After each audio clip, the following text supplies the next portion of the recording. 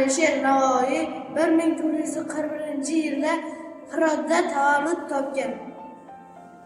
Zamondoshlar uni Nizomiddin Mir Alisher deb ulug'laganlar. Alisher Navoiy ikki tilda mukammal ijod qilgan.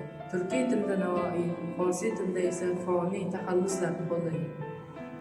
O'zbek adabiyotining asoschisi, buyuk mutafakkir, shoirlar sultoni Mir Alisher Navoiy tavalludining 585-yilligini nishonlayapmiz.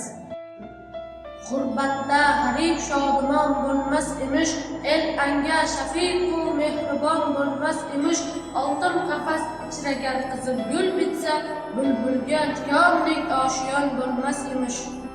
Odamiy ersang demagin odamiy, oni kim yo'q xalq g'amidan g'ami. Boshni xudo ayli ato qoshini, ismni qilsan ana boshini, kun tugunga aylagali nutfosh, birisin oy aylan, birisin quyosh. Har kichik yoshlarni olovlar duosiga sazovor edi. Yo'lda kim senga bir harf urib kulishdan chilar, aylamak bo'lmas ado, oni haqingizga chilar.